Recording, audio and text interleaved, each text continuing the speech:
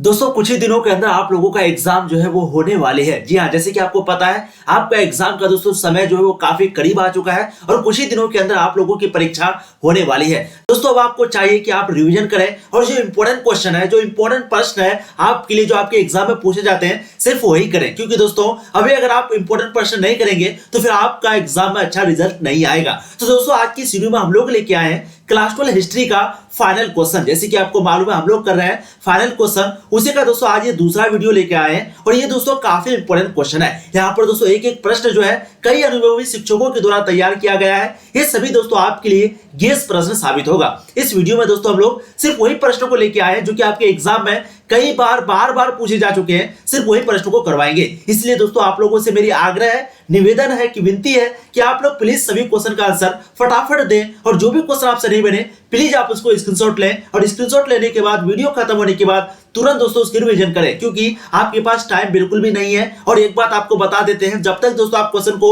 Screenshot नहीं लेंगे, revision नहीं करेंगे, तो दोस्तों ये वीडियो देखने का आपको कोई भी फायदा नहीं होगा। ठीक है, चलिए फर्स्ट क्वेश्चन देखिए आपके स्क्रीन पर। इब्न बतूता किस देश का निवासी था? ये क्वेश्चन मैंने आपको कई बार करवाया है और देखिए क्वेश्चन पूछा कितना बार है। देखिए आप यहाँ पर कई बार ये क्वेश्चन आपको पूछा जा चुका है। तो आप लोग बताएंगे इब्न बतूता जिसका यात्रा वृत्तांत का नाम है रेहला, ये दोस्तों किस देश का निवासी था? बिल्कुल राइट आंसर आपको जाएंगे मोरक्को। ध्यान रखिएगा इब्न बतूता जो है मोरक्को का निवासी था। इब्न बतूता को जो यात्रा वृत्तांत का नाम था वो क्या था दोस्तों? वो आपका था रेहला। रेहला क्वेश्चन पूछा जाएगा अगर तो आपको रेहला लगा देना। ठीक है, अब देखिए अगला प्रश्न क्वेश्चन नंबर 2 आपके स्क्रीन पर। किस विदेशी यात्री ने पुराणों का अध्ययन किया था? आखिर वो कौन सा विदेशी यात्री था जिन्होंने पुराणों का अध्ययन किया था? अल-बिरूनी, बर्नियर, इब्न बतूता, टैवर्नियर। बिल्कुल सेकंड की जो राइट आंसर है वो आपके हो जाएंगे अल-बिरूनी। ध्यान रखिएगा अल-बिरूनी अपने जमाने में बहुत ज्यादा ज्ञान यानी कि एक प्रकार का जानकार का आदमी थे। ठीक है, और उन्हीं ने जो है भारत में आकर के संस्कृत भाषा को सीखा था और दोस्तों उन्हीं के ऊपर किताबुल हिंद किताब लिखा गया है, किताबुल हिंद। ठीक है, तो राइट आंसर क्या हो जाएगा? पुराणों का जो अध्ययन है दोस्तों वो अल-बिरूनी किया था। राइट आंसर आपके ऑप्शन ए हो जाएंगे क्वेश्चन नंबर 2 का। अब देखिए अगला प्रश्न, जो भी वीडियो को लाइक नहीं किया प्लीज वीडियो को लाइक कर देंगे। एक बार जमकर के आप अपने सारे दोस्तों को शेयर कर दीजिए ताकि दोस्तों वो भी इसका फायदा उठा सके, क्योंकि दोस्तों इस वीडियो में हम लोग जितने भी प्रश्न कर रहे हैं ये आपको कम समय में ज्यादा तैयारी वाली जो है फील दिलाएगी। ठीक है, चलिए क्वेश्चन नंबर देखिए थर्ड, सिलसिला क्या है? मैंने आपको कई बार करवाया हूं। बिल्कुल इसका राइट आंसर आपको जाएंगे सूफी व्यवस्था। तो सिलसिला जो दोस्तों वो किससे जुड़ा हुआ है? वो सूफी व्यवस्था से जुड़ा हुआ। ठीक है, सिलसिला यानी कि सूफी व्यवस्था। मैंने आपको कहा था कि एक चैन होता है, एक कड़ी होता है, तो वही है आपका सिलसिला। अब देखिए अगला प्रश्न क्वेश्चन नंबर 4, सूफी संत मोइनुद्दीन चिश्ती किसके साथ भारत आया था? आपको क्वेश्चन पूछेगा कि सूफी संत मोइनुद्दीन चिश्ती जो है वो किसके साथ भारत आए? ऐबक के साथ, गजनी के साथ, मोहम्मद गौरी के साथ, इल्तुतमिश के साथ। बिल्कुल 4 की जो राइट आंसर दोस्तों वो आपको जाएंगे मोहम्मद गौरी के साथ। ठीक है, अब देखिए अगला प्रश्न क्वेश्चन नंबर 5 आपके समक्ष आपके स्क्रीन पर। आप लोग दोस्तों फटाफट सभी क्वेश्चन का आंसर देते हुए चलिए, क्योंकि आपके पास टाइम बिल्कुल भी नहीं है। ठीक है, आप लोग को यूं समझना है कि ये आपका टेस्ट हो रहा है, आपका क्वेश्चन पेपर जो आपके सामने है और आप फटाफट सभी क्वेश्चन का आंसर ओएमआर सीट पे भर रहे हो। तो आप लोग फटाफट कमेंट में जो है कमेंट करते हुए चलिए। अब देखिए दोस्तों अगला प्रश्न क्वेश्चन नंबर 5 था आपका कि सूफी संत की फिरदौसी शाखा निम्न में से कहां सबसे अधिक पनपी थी? बंगाल में, उड़ीसा में, दिल्ली में, बिहार में। बिल्कुल 5 की जो राइट आंसर है वो आपको जाएंगे बिहार में। याद रखना इसके राइट आंसर आपके ऑप्शन डी हो जाएंगे। तो सूफी संत की फिरदौसी जो शाखा है वो सबसे अधिक बिहार में पनपी थी। अब देखिए अगला प्रश्न क्वेश्चन नंबर 6, भारत में सती प्रथा का अवोध का हाल किसने प्रस्तुत किया था? आपको क्वेश्चन पूछा जाएगा कि कौन ऐसा विदेशी यात्री था जिसने भारत में सती प्रथा का मतलब मैंने आपको बताया था कि पहले के जमाने में दोस्तों अगर उसका हस्बैंड की मृत्यु हो जाती थी यानी कि उसका पति की मृत्यु हो जाती थी तो दोस्तों पत्नी को भी साथ में मरना पड़ता था, यानी कि दोस्तों उसको भी जो है उसके साथ मरना पड़ता था। ठीक है, इसी को सती प्रथा बोला जाता है जो कि अभी खत्म हो चुका है। तो दोस्तों भारत में सती प्रथा का अवोध का हाल जो है किसने प्रस्तुत किया था? बिल्कुल इसके राइट आंसर आपको जाएंगे इब्न बतूता। बहुत लोग अल-बिरूनी लगाते हैं बट इसका राइट आंसर क्या हो जाएगा? Ibn Battuta. आपको एक और बात मालूम होगा, इब्न बतूता जिसका यात्रा वृत्तांत का नाम है रेहला, उसी में दोस्तों सती प्रथा के बारे में लिखा हुआ भी है। ठीक है, तो राइट आंसर आपके 6 का ऑप्शन ए हो जाएंगे। अब देखिए अगला प्रश्न क्वेश्चन नंबर 7, इब्न बतूता किस सुल्तान के शासनकाल में भारत आया था? काफी इंपोर्टेंट क्वेश्चन है, कई बार आपको ये क्वेश्चन पूछा गया है। इब्न बतूता कौन से सुल्तान के शासनकाल में भारत आया था? मोहम्मद बिन तुगलक, बलवन, रजिया सुल्तान, सिकंदर लोदी। बिल्कुल इसके जो राइट आंसर है वो आपको जाएंगे मोहम्मद बिन तुगलक। तो इब्न बतूता जो है वो मोहम्मद बिन तुगलक के शासनकाल में भारत आया था। अब देखिए अगला प्रश्न क्वेश्चन नंबर 8, बुद्ध के अष्टांगिक मार्ग में कौन सा सिद्धांत नहीं था? सम्यक दृष्टि, सम्यक वाक, सम्यक चरित्र या फिर सम्यक स्मृति। तो आप लोग बताएंगे बुद्ध के अष्टांगिक मार्ग में कौन सा सिद्धांत नहीं था? बिल्कुल इसके राइट आंसर आपको जाएंगे वो है सम्यक चरित्र। ठीक है, तो राइट आंसर आपके ऑप्शन सी हो जाएंगे। बुद्ध के संस्थापक का नाम क्या है? बिल्कुल गौतम बुद्ध। गौतम बुद्ध जिन्होंने शिक्षा की प्राप्ति बोध गया में की, जिसका जन्म जो है नेपाल में लुम्बिनी गांव में हुआ था। ठीक है, अब देखिए अगला प्रश्न क्वेश्चन नंबर 9, निम्न में से कौन गौतम बुद्ध के शिष्य थे? आपको क्वेश्चन पूछा जाएगा निम्न में से कौन गौतम बुद्ध के शिष्य थे? आनंद एवं उपाली, कश्यप या फिर सारिपुत्र एवं गौदरलायन। बिल्कुल इसके जो राइट आंसर है वो आपको जाएंगे दोस्तों डी, उपयुक्त सभी। ठीक है, तो गौतम बुद्ध के जो है निम्न में से सभी क्या थे? शिष्य थे। तो ध्यान रखिएगा राइट आंसर आपका ऑप्शन डी हो जाएगा क्वेश्चन नंबर 9 का।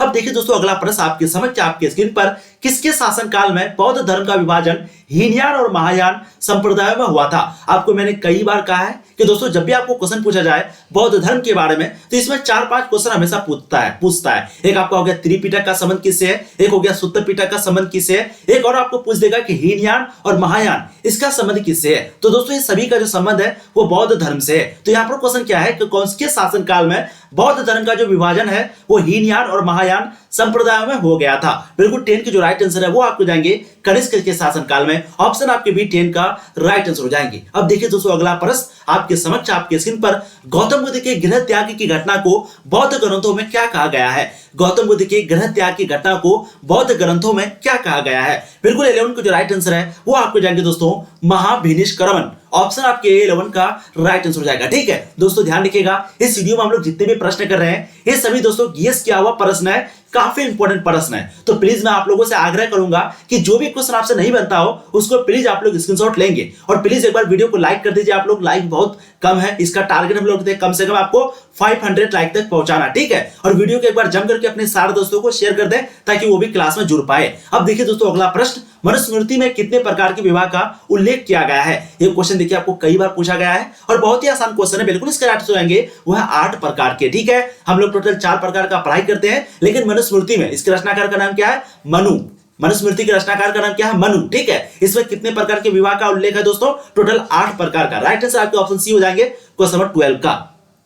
अब देखिए अगला प्रश्न क्वेश्चन नंबर 13, महाभारत किसने लिखा? क्वेश्चन पूछा जाएगा कि महाभारत किसने लिखा?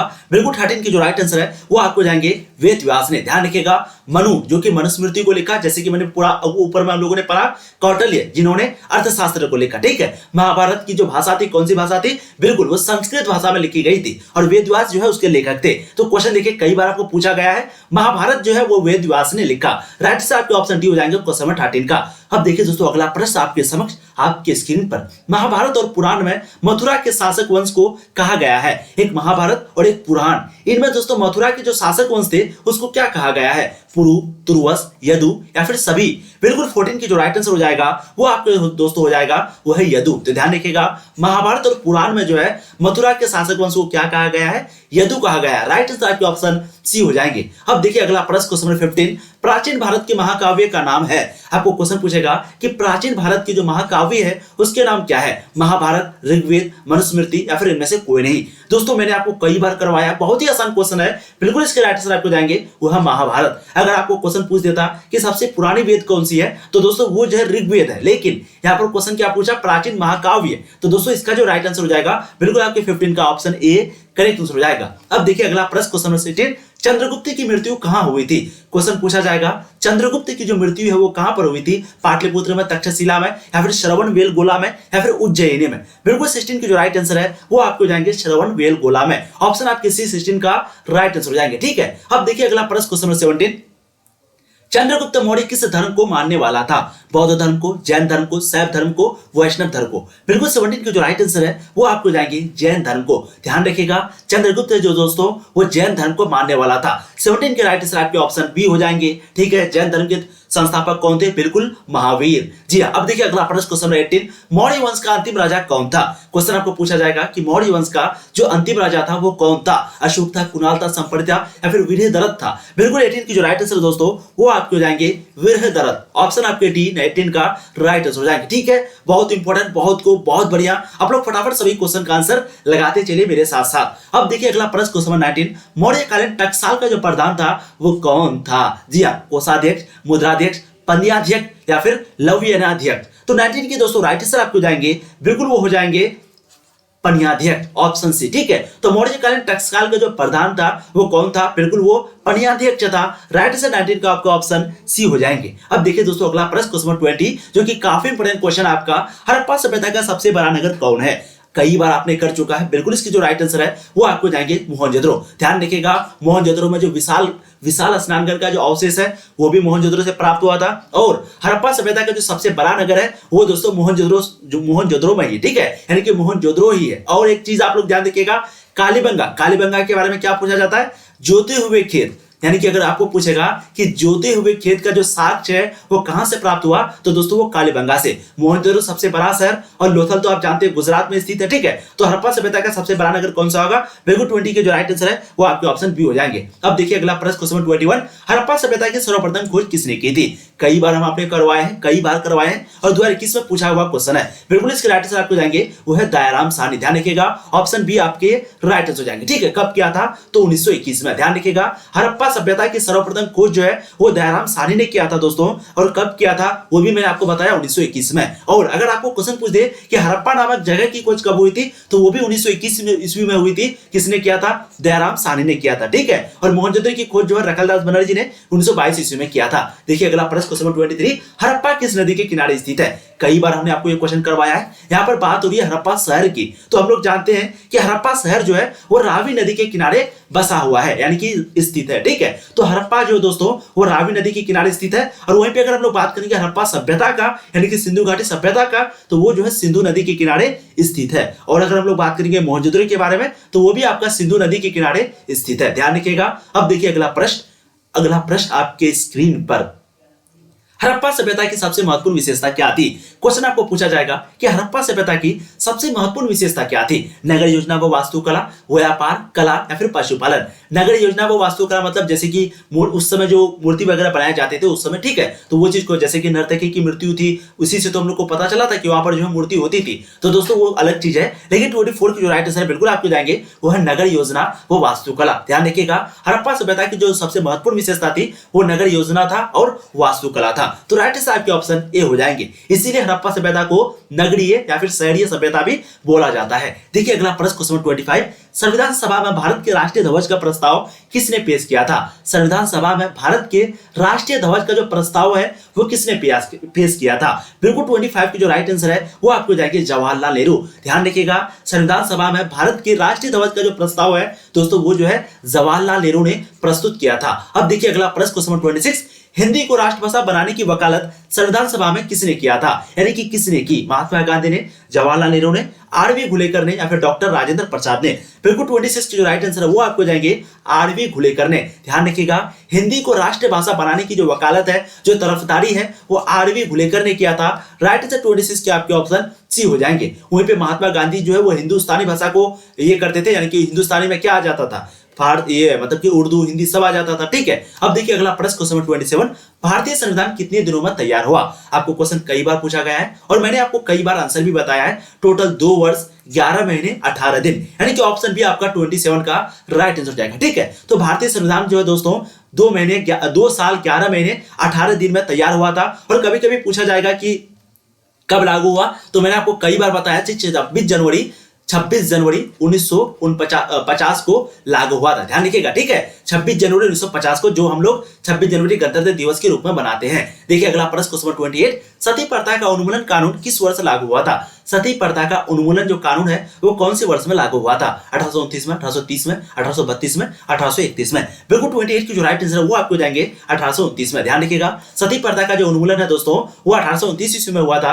राइट आंसर 28 की आपके ऑप्शन ए हो जाएंगे। अब देखिए अगला प्रश्न क्वेश्चन 29, 1907 के सूरत कांग्रेस अधिवेशन का अध्यक्ष चुना गया था, यानी कि 1907 के सूरत कांग्रेस अधिवेशन का जो अध्यक्ष है वो किसे चुना गया था? लाला लाजपत राय को, रास बिहारी घोष को, सुरेंद्र नाथ बनर्जी को, बाल गंगाधर तिलक को? फटाफट आप लोग आंसर देंगे, बहुत बढ़िया, बहुत खूब। इसके जो राइट आंसर दोस्तों वो आपको जाएंगे रास बिहारी घोष को। ध्यान रखिएगा, राइट आंसर 29 का आपको ऑप्शन बी हो जाएगा। अब देखिए दोस्तों अगला प्रश्न आपके समक्ष आपके स्क्रीन पर, किसे संवैधानिक सलाहकार पद पर नियुक्त किया गया? क्वेश्चन पूछा जाएगा कि किसे संवैधानिक सलाहकार पद पर नियुक्त किया? डॉक्टर सच्चिदानंद सिन्हा को, डॉक्टर राजेंद्र प्रसाद को, वीएन राय को या फिर गोविंद वल्लभ पंत को? बिल्कुल 30 की जो राइट आंसर है वो आपको जाएंगे दोस्तों वीएन राव को। ध्यान रखिएगा, संवैधानिक सलाहकार पद पर किसे नियुक्त किया गया था?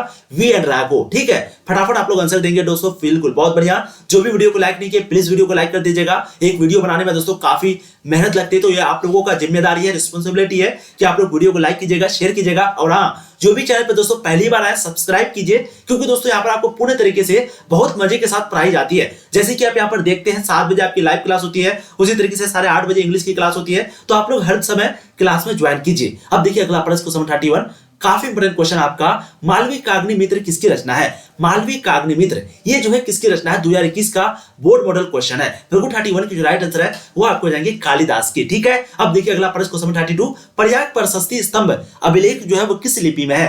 प्रयाग प्रशस्ति जो स्तंभ है दोस्तों, वो अभिलेख जो है वो किस लिपि में लिखा है? देवनागरी में, ब्राह्मी में, शारदा में, गुरुमुखी में? बहुत बढ़िया, इसको जो राइट आंसर है वो आपको जाएंगे ब्राह्मी में। ठीक है, तो प्रयाग प्रशस्ति जो स्तंभ है वो दोस्तों ब्राह्मी भाषा में, ब्राह्मी लिपि में लिखी गई है। अब देखिए अगला प्रश्न क्वेश्चन नंबर 33, धम्म महामात्रों को किसने नियुक्त किया? मैंने आपको ये क्वेश्चन कई बार करवाया है। कभी आपको क्वेश्चन पूछेगा धम्म की शुरुआत किसने किया, कभी पूछेगा धम्म महात्रों की शुरुआत किसने किया? बिल्कुल इसके राइट आंसर आपको जाएंगे अशोक ने। तो ऑप्शन बी 33 का राइट आंसर हो जाएगा। ठीक है, अब देखिए अगला प्रश्न क्वेश्चन नंबर 34 आपके समक्ष आपके स्क्रीन पर, किस वायसराय ने कहा कि ब्रिटिश सरकार जून 1948 तक भारत छोड़ देगी? बताएंगे आप लोग बताइए कि कौन से वायसराय थे जिन्होंने कहा कि ब्रिटिश सरकार जो है वो जून के 1948 ईस्वी में 1948 में भारत को छोड़ देंगे? चर्चिल, एटली, माउंटबेटन, किसी ने नहीं। बिल्कुल 34 की जो राइट आंसर है वो आपको जाएंगे एटली ने। ऑप्शन बी आपके 34 का राइट आंसर हो जाएगा। अब देखिए दोस्तों अगला प्रश्न question number 35, discovery of India किसकी रचना है? क्वेश्चन पूछा जाएगा, काफी इंपोर्टेंट क्वेश्चन आपका।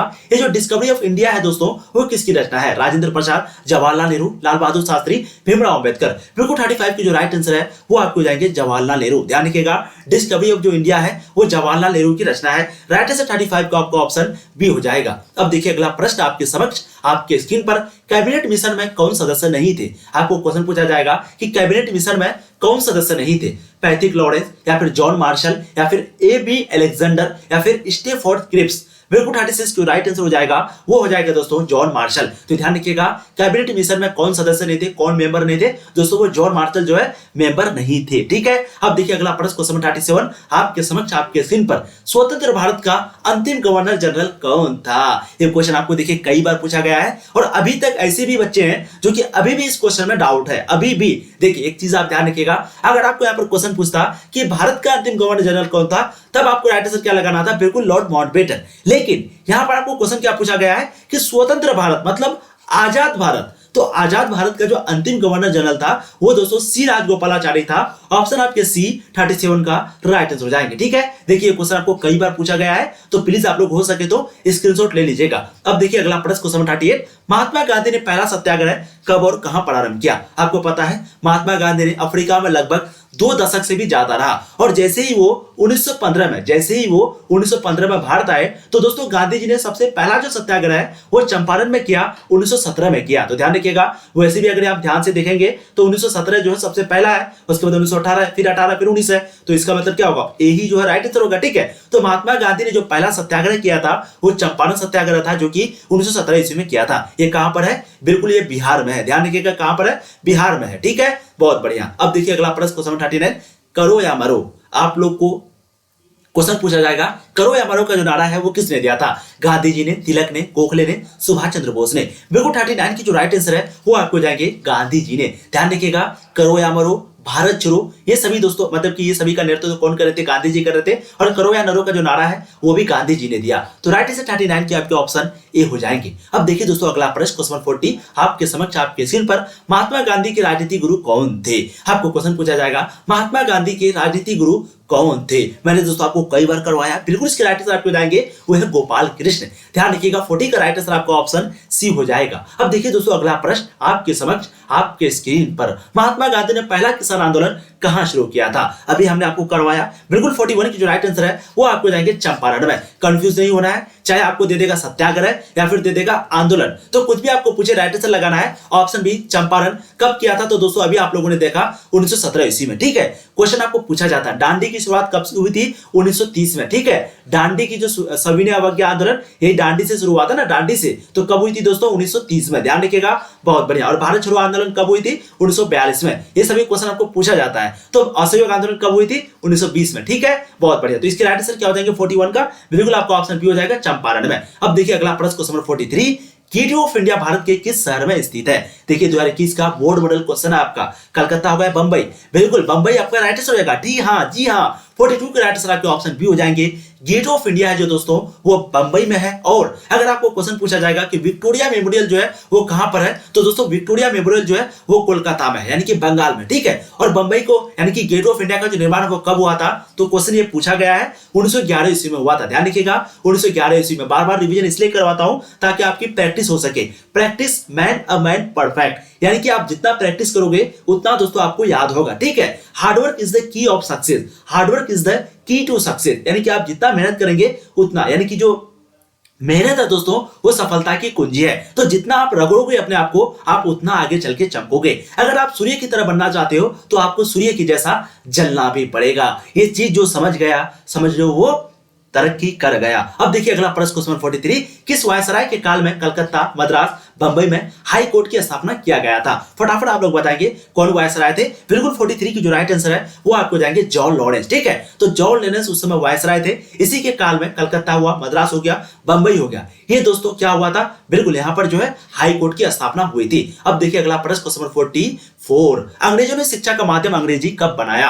अंग्रेजों ने शिक्षा का माध्यम अंग्रेजी कब बनाया? 1813 को, 1833 को, 1835 को, 1844 को। बिल्कुल 44 की जो राइट आंसर है वो आपको जाएंगे 1835 को। ठीक है, तो अंग्रेजों ने शिक्षा का माध्यम अंग्रेजी को 1835 ईस्वी में बनाया। 44 के राइट आंसर आपके ऑप्शन सी हो जाएंगे। अब देखिए दोस्तों अगला प्रश्न, क्वेश्चन 45, फोर्ट सेंट जॉर्ज का किला किस नगर में बनाया गया था? कलकत्ता में, दिल्ली में, मद्रास में, बंबई में। बिल्कुल 45 की जो राइट आंसर है वो आपको जाएंगे मद्रास में। ध्यान रखिएगा, फोर्ट सेंट जॉर्ज का जो किला है वो दोस्तों मद्रास में बनाया गया था। राइट आंसर 45 का आपके ऑप्शन सी हो जाएंगे। अब देखिए दोस्तों अगला प्रश्न, क्वेश्चन 46, इंग्लैंड के कौन से प्रमुख नेता ने 1857 के विद्रोह को राष्ट्रीय विद्रोह बताया था? फटाफट आप लोग बताएंगे इंग्लैंड का कौन ऐसा नेता था, प्रमुख नेता था, जो कि 1857 का जो विद्रोह था उसको राष्ट्रीय विद्रोह बनाया था, यानी कि बताया था। फटाफट आप लोग आंसर देंगे, बहुत बढ़िया। इसकी जो राइट आंसर है वो आपको जाएंगे बेंजामिन डिज़रायली। ऑप्शन आपके ए 46 का राइट आंसर हो जाएंगे। अब देखिए दोस्तों अगला प्रश्न, क्वेश्चन 47, लखनऊ में 1857 के विद्रोह का संचालन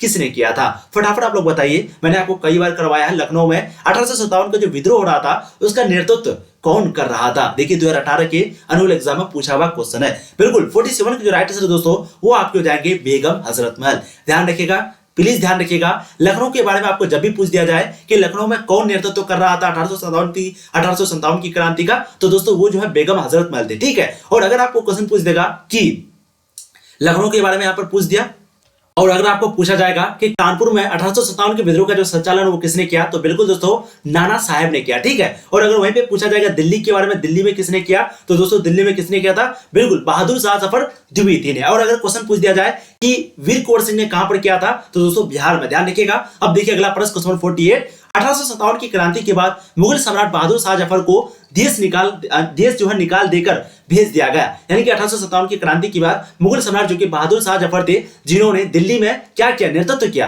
तो दोस्तों उसको जो है कहां पर निकाल करके भेज दिया था? अंडमान में, रंगून में, सिंगापुर में, ढाका में। बिल्कुल 48 की जो राइट आंसर है वो आपको जाएंगे रंगून में। ठीक है, राइट आंसर क्या हो जाएगा? रंगून हो जाएगा, वहीं पे इसको भेज दिया गया था। अब देखिए अगला प्रश्न, question 49, the Indian war of independence 1857 नामक पुस्तक का जो लेखक है वो कौन था? बिल्कुल 49 की जो राइट आंसर है वो आपको जाएंगे वीडी सावरकर। तो the Indian war of independence 1857 नामक पुस्तक का जो लेखक है वो दोस्तों वीडी सावरकर था। ऑप्शन बी आपके 49 का राइट आंसर हो जाएगा। ठीक है, बहुत बढ़िया। अब देखिए अगला प्रश्न, क्वेश्चन 50, अस्थायी बंदोबस्त का जनक कौन था? आपको क्वेश्चन पूछा जाएगा कि अस्थायी बंदोबस्त का जो जनक है वो कौन था। देखिए क्वेश्चन आपको कई बार पूछा गया है। मार्टिन वर्ड, मुनरो, कॉर्नवालिस, जान सोल। बिल्कुल 50 की जो राइट आंसर है वो आपको जाएंगे कार्नवालिस। ध्यान रखिएगा 50 की राइट आंसर आपके ऑप्शन सी हो जाएंगे। यही दोस्तों अस्थायी बंदोबस्त का जनक था। ध्यान रखिएगा अस्थायी बंदोबस्त को ही इस्तमरारी बंदोबस्त बोला जाता है। क्या बोला जाता है? इस्तमरारी बंदोबस्त। दोस्तों आप लोगों में से बहुत सारे छात्र हैं जो कि पीडीएफ के लिए कि सर ये पीडीएफ हमको कहां से मिलेगा,